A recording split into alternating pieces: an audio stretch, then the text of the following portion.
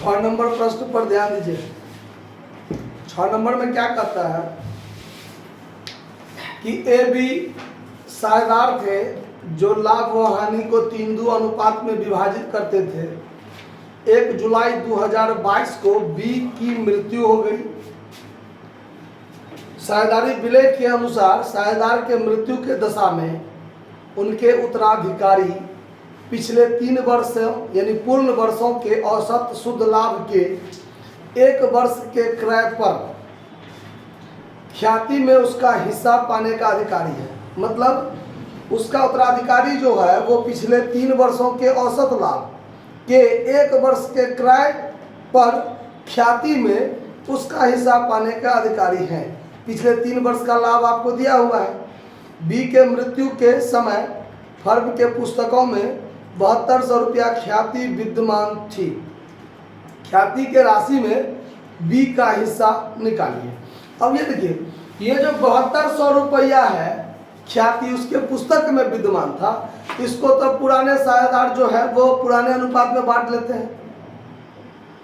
मतलब ये balance sheet में जो गुडविल है एसेट्स भाग में, उसको पहले से जो साझेदार था, जो जिंदा है वो भी, या जो मर गया वो भी पहले से है, पहले से था, तो उसमें सब आदमी अपना जो अनुपात है उसमें वो बांट लेगा। और जब वो मरा उस समय में जो फर्म का ख्याति है उस ख्याति का मूल्यांकन किया जाएगा आज के डेट में, जो जिस डेट में वो मरा है उस डेट में, और उसमें जो मरा उसका हिस्सा कितना वो उसको दिया जाएगा। कौन देगा? तो जो बचा साझेदार है। किस अनुपात में? था प्राप्ति अनुपात में। ठीक है, तो उसके लिए आपको वैल्यूएशन ऑफ गुडविल किया जाएगा। देखिए, वैल्यूएशन ऑफ गुडविल, तो उसके लिए आपको कहता है गुडविल बराबर निकालने के लिए, जिसमें आपको पहले तो एवरेज प्रॉफिट निकालना है।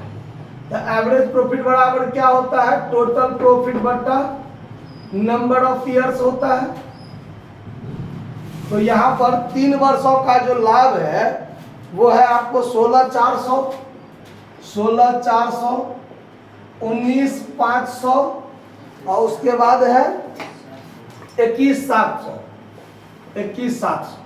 तीनों को जोड़ के 3 से भाग दीजिए तो ये हो गया 5, 4, 9, 7, 16, हासिल 1, 9, 1, 10, 10, 6, 16, 1, 17 के 7, हाथ में 1, 2, 3, 4, 1, 5 बट्टा 3। इसको काट दीजिए तो 19,200 पूरे फर्म का गुडविल हुआ। ठीक है, मतलब total goodwill of the firm, total goodwill of the firm 19,200। इसमें जो साझेदार मर गया, कौन मर गया? बी मरा है। चलिए, तो बी मर गया है तो B is death partner, death partner, और उसका हिस्सा कितना है? 3 था तो 2/5, 2/5। आप पहले नहीं हो तो लिख दीजिए कि old ratio of A and B बराबर 3:2। पहले लिख दीजिए, उसके बाद ये सारा काम आप कर लीजिए ताकि आपके पास यहाँ मौजूद है कि कौन सा साझेदार था, उसका अनुपात क्या था। तो अब बी इज डेथ पार्टनर 2/5 उसका हिस्सा, तो बीज शेयर इन गुडविल, बीज शेयर इन गुडविल कितना हो जाएगा? तो 19,200, 19,200 और गुने 2/5। अब इसमें आप इसको काटिएगा, 19 दूना 38,400 अब भागा में कर दीजिए 5, तो 7,680, 7,680 उसके गुडविल में हिस्सा हो गया, हो गया ना। अब देखिए, उसके बाद दूसरा वर्किंग नोट होगा कि RS 7200 goodwill appeared in balance sheet.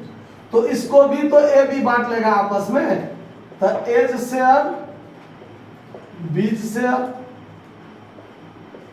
7200 गुने 3/5 और 7200 गुने 2/5।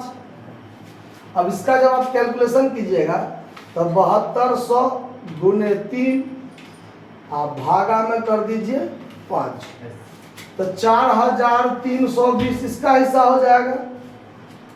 और उसके बाद जब निकालिएगा तो 72 गुना 14,400 आप भागा 5 कर दीजिए, 2,880, 2,880 इतना रुपया इसका हिस्सा हो जाएगा। पुराने गुडविल जो आपका बैलेंस शीट में था उसमें इसका अपना अपना हिस्सा हो गया।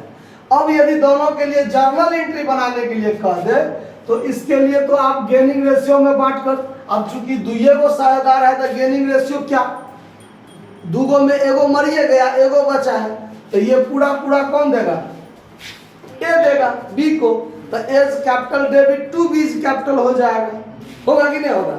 आज जब इस जो पुराने बैलेंस शीट में जो पहले से मौजूद था इसको बांटने के लिए क्या बनाते हैं entry, all partners capital debit to goodwill बनाते हैं ना, तो A capital debit B capital debit to goodwill कर दीजिए, इतना इतना अमाउंट डाल दीजिए। सवाल में आपको एंट्री बनाने के लिए नहीं कहता है, सिर्फ आपको इसका निर्धारण करने के लिए कहता है कि गुडविल का निर्धारण कीजिए।